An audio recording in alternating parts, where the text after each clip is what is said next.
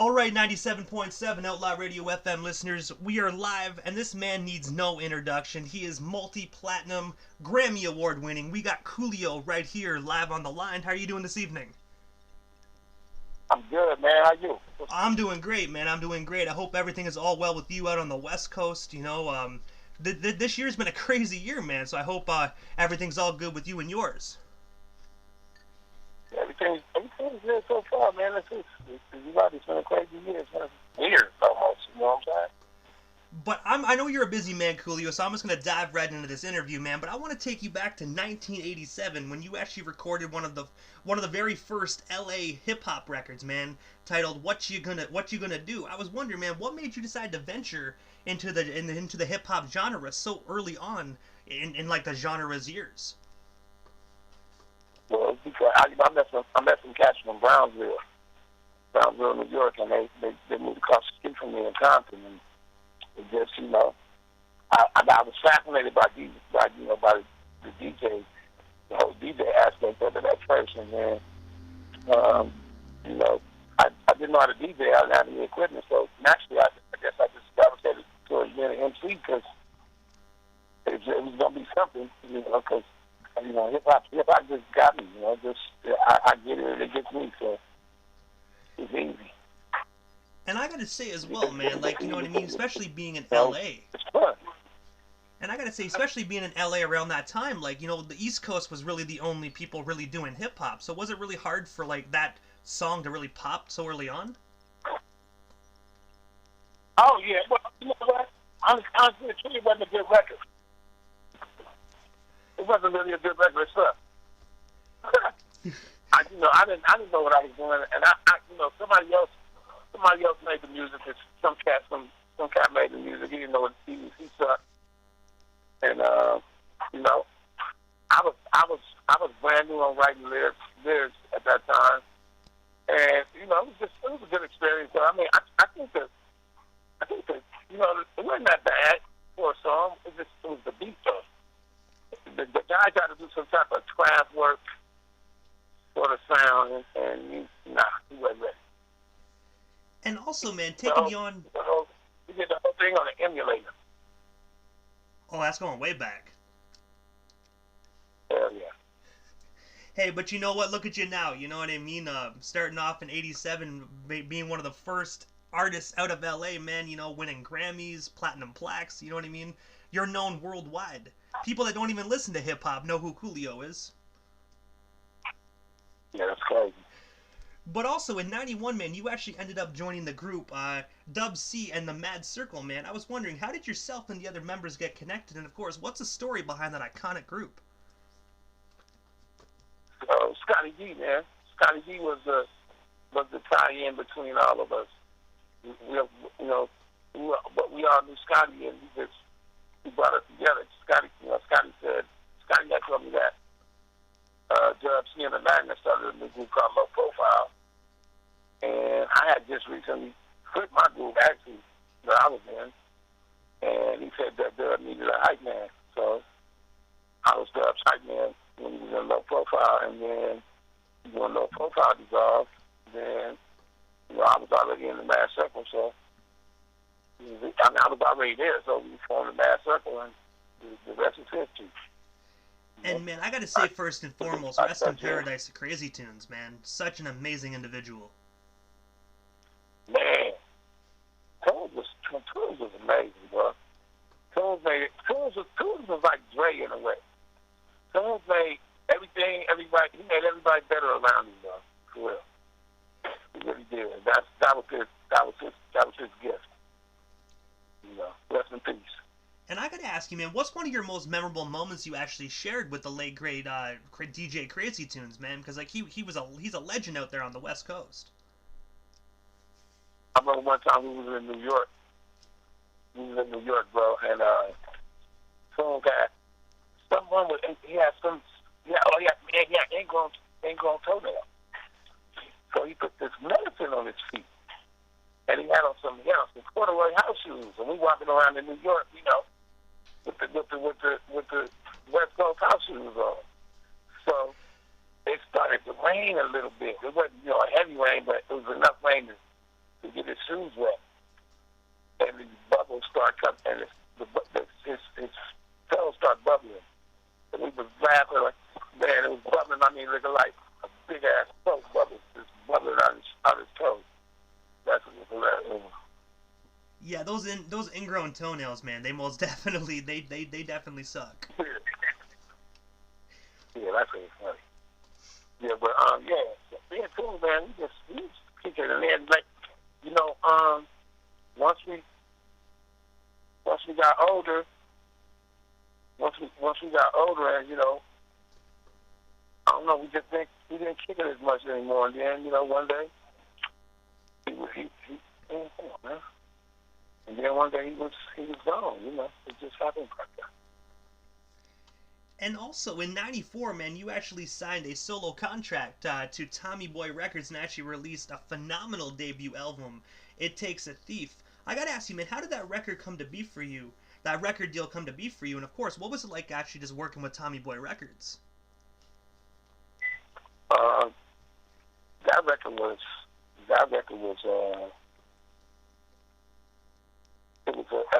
it was who I was up until that time, everything I had been through up until that point, and it was a cleansing, like almost.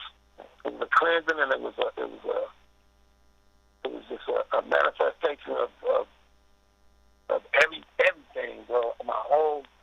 I put my whole life on that record, my whole entire life. I didn't cut no corners up until no lie, and then, you know, and it was DJ Wino, actually. Wino did, like, most of the tracks on that. He did, like, 12 tracks. He did all the hits. And, you know, he made my sound. He, you know, he found a sound that, he figured out what the cadence was and what the tones were and what the notes were that made my voice sound the best, you know. And that made it easy. I think that's why I had so much success, because the record was perfect. I mean, and the tracks were perfect for me. You know, it made it easy. And, you know, and then Tommy Boy had Clean the Teeth at one point, Naughty by Nature, Digital Underground, House of Pain, De La Soul. Tommy Boy, you know, they was New York hip hop at its finest. They had some of the best groups some of the best artists to ever grace this planet. So I was in good company, you know. And they had a great marketing team. You know, they knew what they was doing, bro. They had been doing it for a while. They put out Planet Rock. You know, Tommy Boy put out Planet Rock, bro. Tommy Boy put out Looking for the Perfect Beat. They did a lot, bro. They did a lot for hip hop. And also, when you're mentioning It Takes a Thief, when you said there was some great music on there, man, I agree with that. Fantastic Voyage is still my jam today. I still listen to that every single day. I appreciate that, man. And it was crazy, you know, being in New York at that time, being signed to an East Coast label, being from the West Coast. It was you know, it was unheard of, you know, up until that point, you know. And I think Digital got signed before I did. Digital got signed right before I did. So. Yeah, Tommy Boy most definitely was loaded with amazing talent, like you said, man. You know, in my personal opinion, the 90s was the best for hip-hop, man. Like, had so many amazing groups and artists. Now it's really rare to actually come across an actual hip-hop group nowadays. Yeah, it really is. That's a shame, too. Because some of these cats, I think, would do better in the group. I think they would do better in the group. Some of these cats did not need to be solo. They really don't. But, you know, it is what it is. It's things, you know, everything goes full circle. So at some point in the history of hip hop, the group, you know, the groups will emerge again and be dominant like it used to be. And I always wanted to be in a group. Most of my career, I became a solo artist out of necessity. I didn't have a choice. You know, so. And one thing I gotta ask, You know, Coolio, like taking you back, I gotta say first and foremost, my apologies because you probably answered this so many times throughout your career, but in '95 you actually teamed up with SCC member LV for the song "Gangsta's Paradise." Man, how did yourself and LV meet? And of course, what was it like collaborating on that song together, man? Because that's probably one of the most influential and biggest hip hop records of all time. we had, you know, and me and LB met. I think we actually met in the streets first, but you know, we didn't, you know, really have that much dinner with each other. But I know him from, you know, from Habit and all the cats from South Central Cartel, and we, you know, we did a few shows with them when I was with the Mad Circle. So that's how I met him first. But then we had the same management. Paul Stewart was both of our managers. Was, you know, and LV got signed to Tommy Boy as well. And so, you know, we kind of became real cool at some point. It was to be, you know, we toured a lot together. Me, LV, and Naughty, and basically Chucks, and, you know, KG and Dan, and we just, you know, we knew the whole Naughty clique, man. I remember going over there in New Jersey, bro, and they hanging out, you know, and they're straight bloods, and we hanging out, man. I got crib bag in my pocket and all blue on, and you know, it was wild, bro. But they just, you know, people was cool. And LB out there singing on the. He said, "I'm gonna go sing on the corner," because you know how they used to sing on the corner in New York. So he said, "You're gonna stand on the corner and you sing." But yeah, it was cool camaraderie, man. I miss those days sometimes. And I gotta say as well, you know what I mean? And then Gangsta's Paradise, man, is still popping today. I think recently it was actually in that new Sonic the Hedgehog trailer as well, I believe. Yeah, but when they had to redo Sonic because for some reason he wasn't, when they started testing it, kids didn't like Sonic because his legs were too long. They didn't like his legs being that long, so they had to go back and redraw him and remake him. And then when they came out with the second trailer, they didn't use Gangsta's Paradise. So. Yeah, I noticed that as well. Like, I don't really understand why they had to redraw him. Good. Say it again? Well, I was just saying, I don't really understand why they had to redraw him. Like, you know, at the end of the day, I think people were petitioning saying it didn't look a lot like Sonic, but at the end of the day, it's a real-life movie. Yeah, I don't know. But like I said, kids, he wasn't resonating well with kids. That's what I heard. And, you know, so they redrew him, and it still didn't do well. So they kind of wasted their time at any rate. Hey, but what they should have did, they should have left Coolio Gangsta's Paradise in there, though. Yeah, I don't even know what that was all about. I guess they just wanted to get some attention. You know, you want to get some attention, all you got to do is play Gangsta's Paradise. You'll get some. You know what I'm saying? Yeah, classic. Yeah. Gangsta's Paradise it's been a blessing to me, man. And I used to say it was a blessing and a curse, but it's not a curse anymore. You know, it is what it is. Gangsta's Paradise is its own entity. You know, it was out there in the universe waiting to come to somebody and it picked me. So, you know, I'm blessed by that.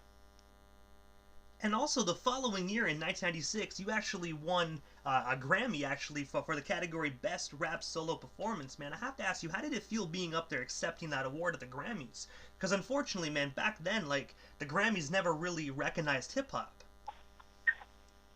Well, you can think about a couple people won Grammys before me. You know, I think I may have been the first MC from Compton to win a Grammy, maybe. I think I was. So, you know, I did it for my city, man. I did it for my city. That's what it was all about. But shit, I should have won an Oscar that year too. Exceeding. And I remember as well, one year you actually beat Tupac and Skilo as well, actually, in the same category. Oh, yeah. Nobody's gonna be against Paradise. I agree with that. Number one. They They felt like it's number one in every country in the world at one point. Every country in the world it was number one. So it's hard to know where you're going to compete with that. It's a beautiful thing.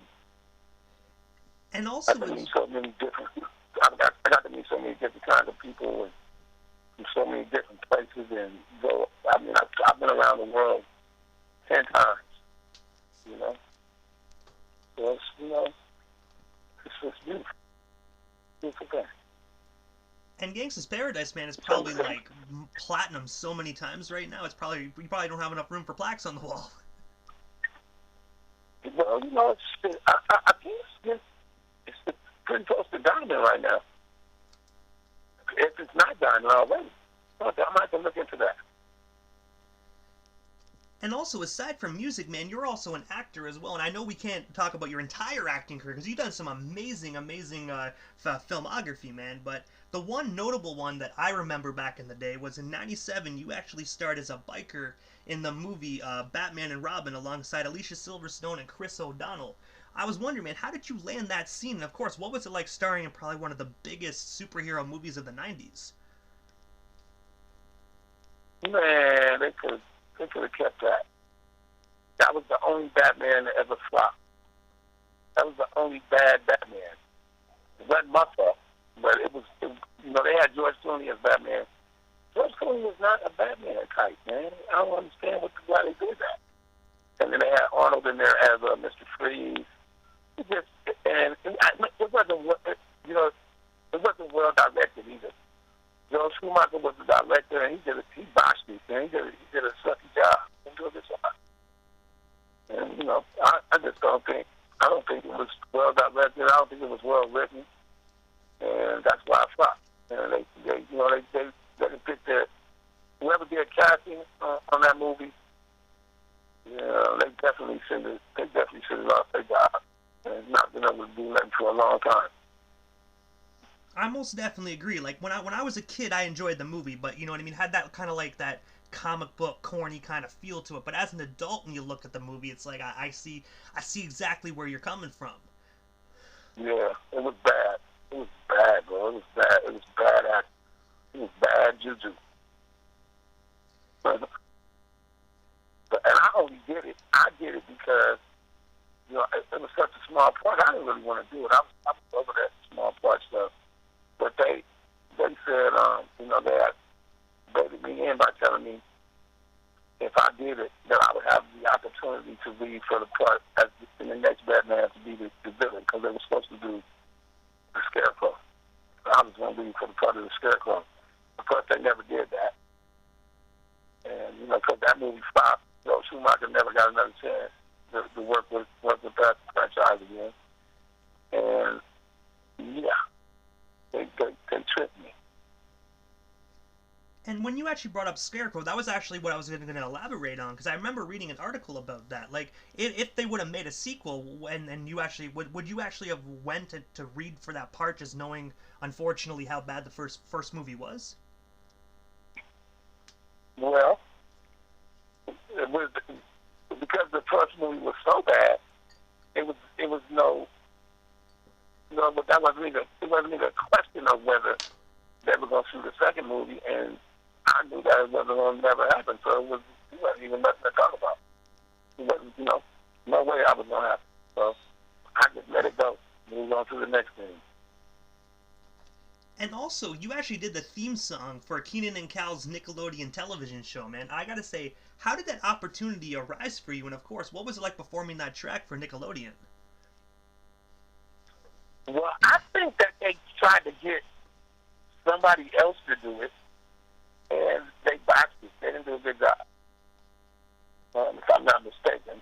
I don't really know what the real actual story is, but I was the man on Nickelodeon at the time. All the kids was really killing me, and I won the Kids' Choice Award that year too. And it was a natural selection, bro, and I killed it. Murdered that.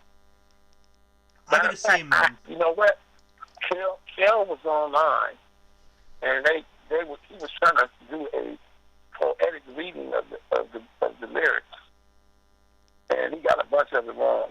So, and he said, I noticed that just, you know, whatever they told him to say, whatever they had written down or printed out for him to say, he knew that couldn't have been the real way I wrote it. So he asked me, you know, man, you gotta fix, you gotta tell us what the real words are. So one day I need to film that. And I gotta say, every single kid in the 90s remembers that. Huh? I was gonna say, every single kid from the 1990s, man, that grew up watching Nickelodeon most definitely knows that theme song. Yeah, but they don't know the actual complete, you know, they don't know all the words. That's all. They got some stuff wrong. I guess it was the way I did it, and the way I pronounced the things. They thought it said something completely different than what it really said. So I gotta fix that one day. Did you ever actually like go to the directors when the show was airing and be like, hey, you know, like some of those words are wrong. Like, can we actually fix that? No. This didn't happen till Sheldon did that till a couple years ago, maybe a year ago. Is when he put that on my. Somebody brought it to my attention.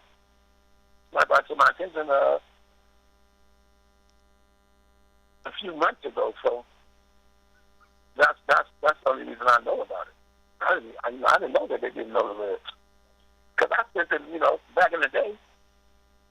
Well, and you know, even now today, when you do a sending a song to someone, and you working with a corporation like this, like Disney, who owns Nickelodeon, you have to, you know, you have to send in a lyric sheet when you turn the song in. So I'm sure I did that. But you know, so maybe they lost it or something. I don't know. I have no clue.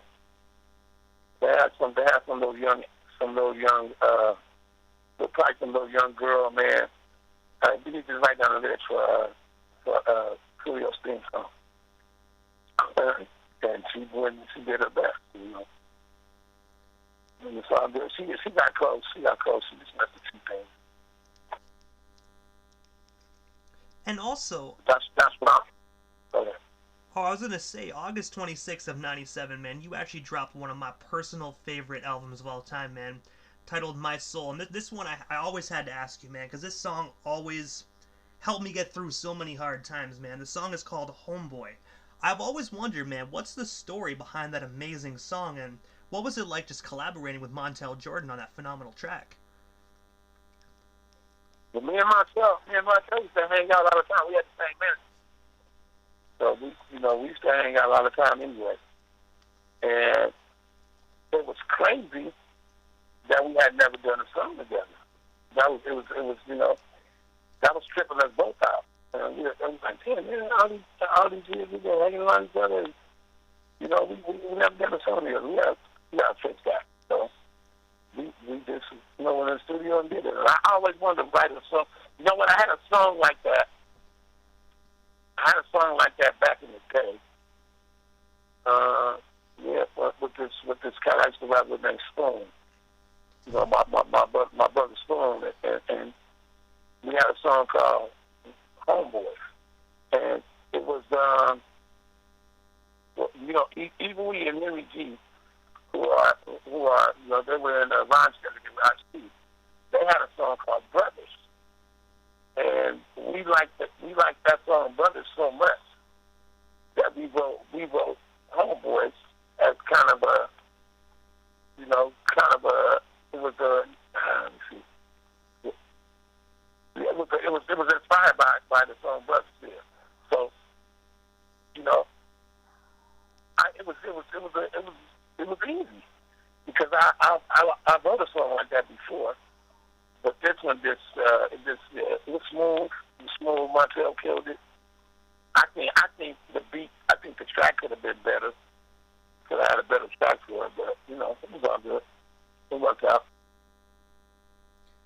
And I gotta say as well, man, like, you know, when me and my friend, man, before he passed away, like, we jammed that song all the time. So when he did unfortunately passed away, man, like that was my jam to really help me get through those difficult times. So I gotta say to you, thank you for creating such a moving song to help individuals, not just myself, but millions of individuals worldwide. I appreciate that, man. Thank you, man. And that's what that's what music's for. Music is for the good times and the bad times. I think that people forget that music can be soothing like that, and everybody just want to party these days. But like it's all good. Everything, like I said, everything is full circle, and history repeats itself all the time. So we're getting back to that time now. Things are happening.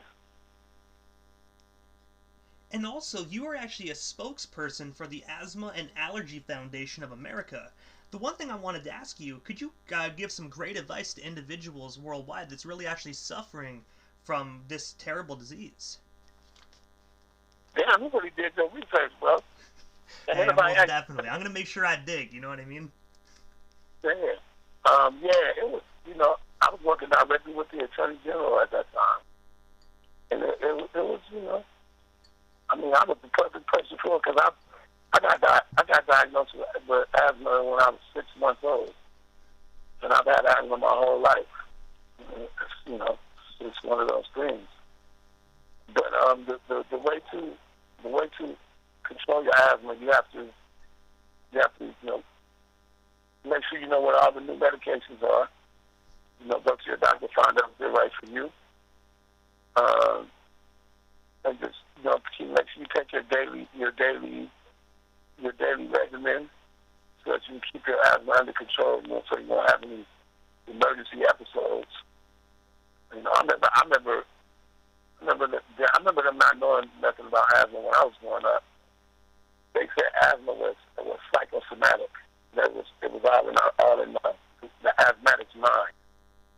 And that was some dumb shit because I know my mind was making me have asthma attacks.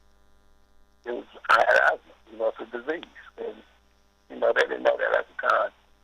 So it's another one of those medical myths that got refuted later on after they found out the real. And I gotta say, I suffer from asthma myself, so when I was doing the research for this interview, I'm gonna be honest, I've been a fan of yours for years, but I actually did not know that you were actually a spokesperson, so I knew I just had to bring that up, because I actually have one of the blue inhalers for my asthma. I have the Venolin one. That's right, yeah, you keep that one on you for emergency.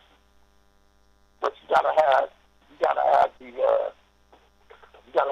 the baby one, man. The main thing. Matter of fact, I'm gonna go take mine right now. I got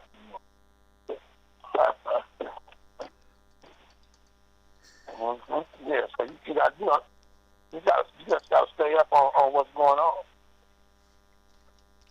And also, as well, man, aside from being a spokesperson, an actor, a musician, man, you actually have your own web-based series called Cooking with Coolio. And I'm not going to lie to you, Coolio, I've cooked with you a couple times too while watching the web series, but I gotta ask you, what made you venture into becoming a chef and creating that amazing series?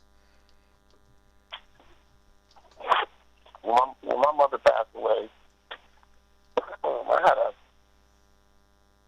had a hard time eating, man. I didn't enjoy food anymore. And I just, I ate to live for a long time. So, once I started having my children got older, and my daughter, I used to eat real fast. And my daughter got mad at me one day. She said, "Why do you eat like that?" I said, "Like what?" She said, "You know what? I think you might need some therapy, so you need to go talk to somebody about that." And she pissed me off when she said that, but I told her shut up. And we didn't talk about it again, but it stayed on my mind. And of course, I wasn't going to go to no therapist, so I just sat down and wrote it out. I wrote down my problem and wrote down figured out what it was, not what the problem was, and I figured out a solution. And the solution was to recreate my mother's meals. So I went on a mission to recreate my mother's meals, and through that process, I found out that I figured out that I had a refined palate. And then it just went from there. And then one thing led to another. My mother was an amazing cook, bro.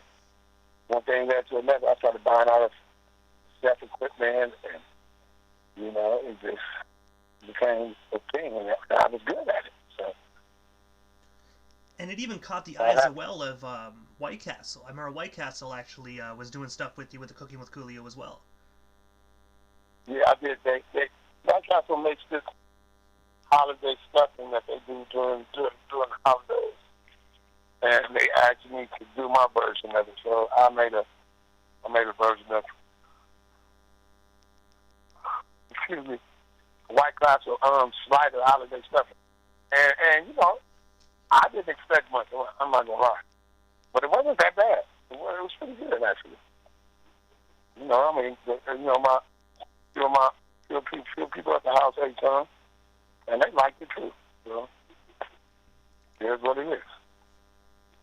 And, you know, so I'm the White Castle holiday stuffing man. Chocolate Zulu. Mm-hmm. And also today, man, just at midnight, so just hours ago, you actually dropped your brand new single titled Out for the Bag, man. I was wondering if you could tell us a bit more about that phenomenal song. And of course, where can our listeners actually purchase or stream themselves a copy right now? You can find it on iTunes. You can see the video on YouTube or my YouTube page.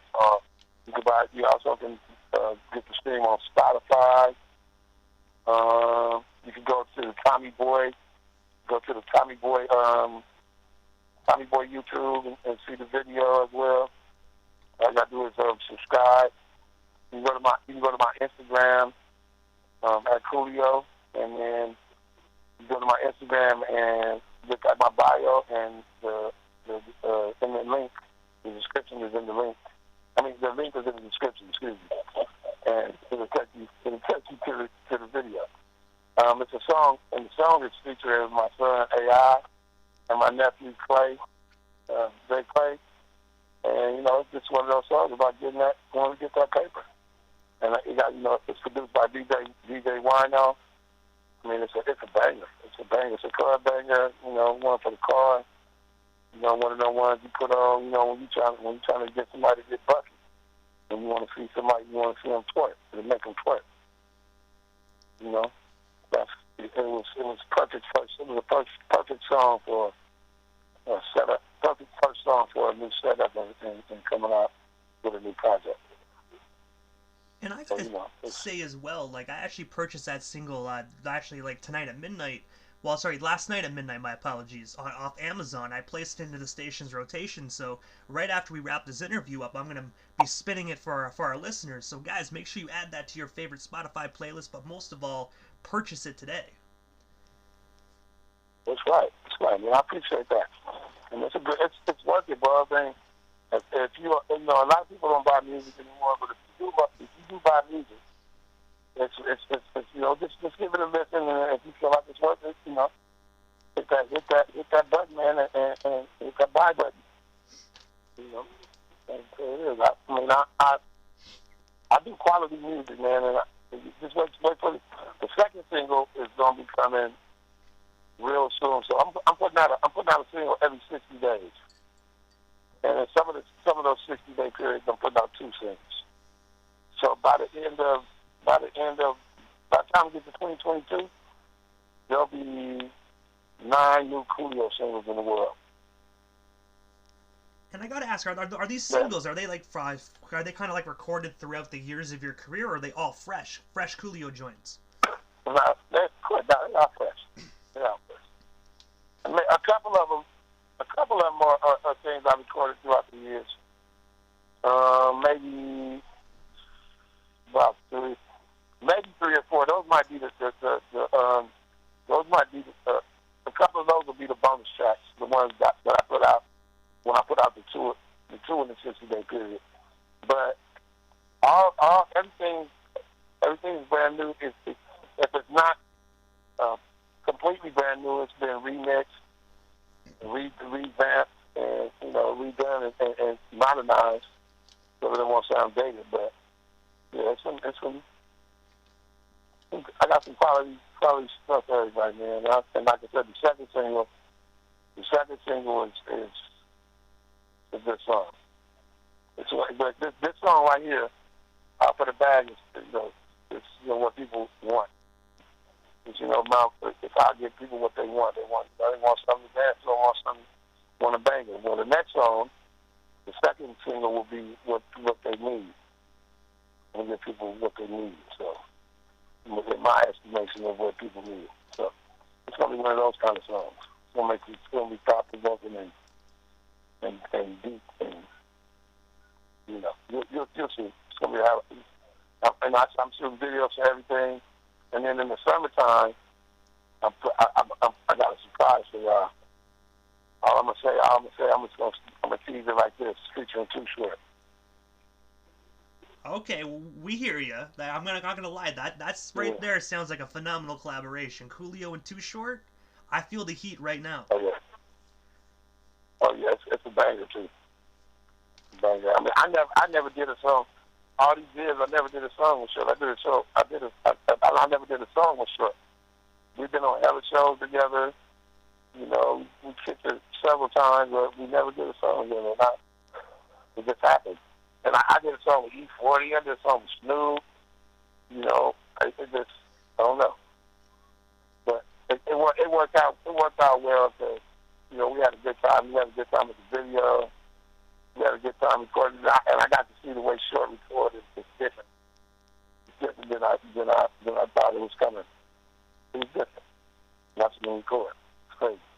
And I gotta say as well, Short's keeping busy as well. I believe just a few months ago he did a versus battle with E40, and then they dropped a collaboration record to promote it, which in my personal opinion, that's a genius.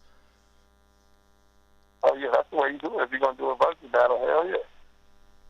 You better have kind of song, put the song out immediately. On the day of the versus battle. But I know that Cat has produced that song for them. His name is Proback. He's actually Flavor Flav's cousin. And I do this one, hey bro, Proback is hilarious, bro. We're gonna do some, I'm doing a podcast and we're gonna do some skits and everything. We're gonna do some skits on my podcast. Blood's hilarious. He's talented as shit, man. Super talented.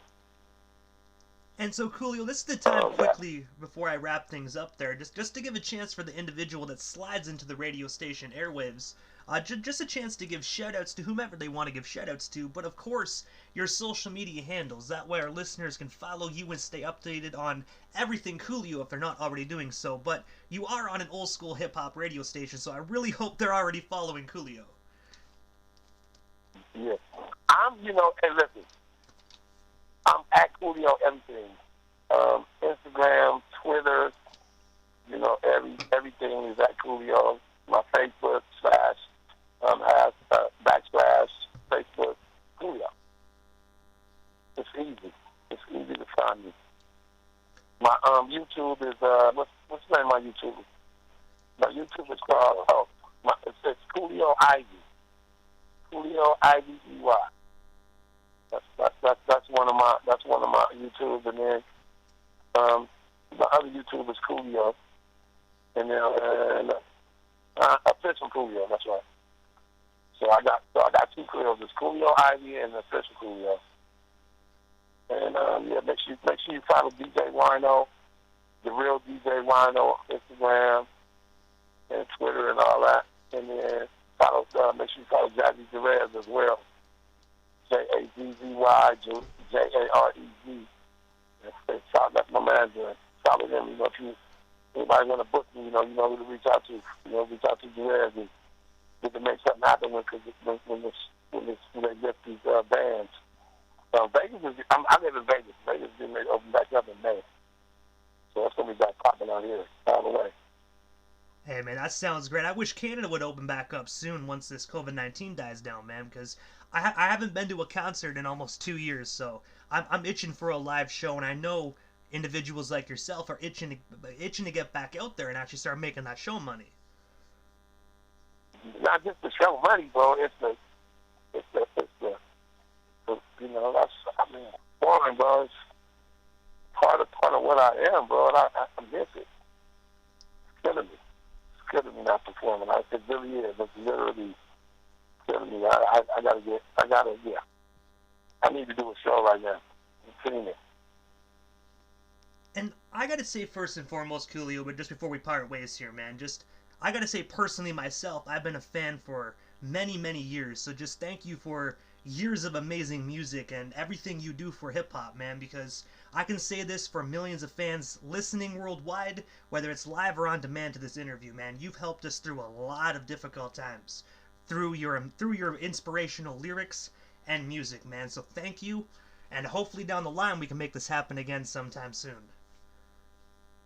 I appreciate that, man. Thank you for giving me the accolade, man. Listen, China's doing their thing right now, man. Y'all got the number one MC on the planet right now.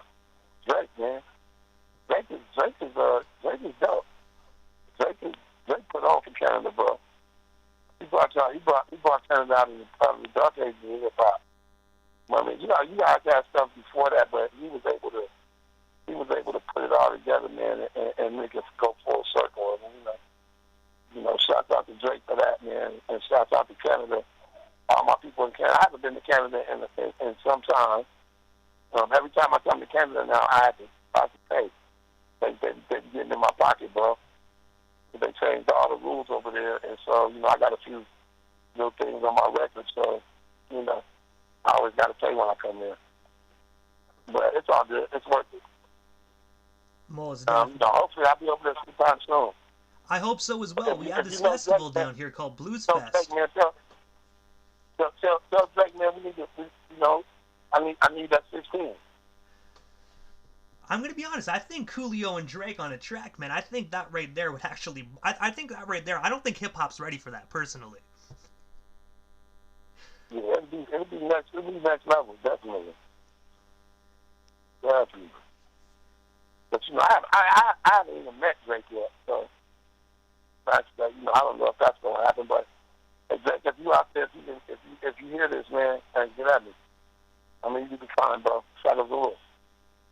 Hey, most definitely. You know, I gotta say as well, if he is listening, you know, let's make that happen. I think hip hop needs that. You know, Coolio and Drake. You know, the North American coalition right there. You got America, you got Canada. Make it happen. Let's get it. Man. But I gotta say, Coolio, thank you so much for just giving us a little bit of your time this evening, man. It was an honor and most definitely a privilege, man. And I hope you stay safe out there on the West Coast. And I'm looking forward to that next single that does drop. But for now, make sure y'all snag Out for the Bag. That's right, Out for the Bag. It's out right now. You can find, like I said, find it on every major platform. And go to YouTube and find that video and hit the like button. And subscribe to one of my channels. You know, I appreciate everybody out there. Y'all take care of yourself. Be careful, you know what I'm saying? Pay attention. Pay attention right now. Pay attention to everything, because you don't want to get fooled, and you don't want to get left. You don't want to be behind of not knowing something. So make sure you pay attention so that you can be aware of everything that's going on. I'm Coolio with the Flow Shaka Zulu, man. Hey, man, you already know. Thank you again, Coolio, and have yourself a wonderful night.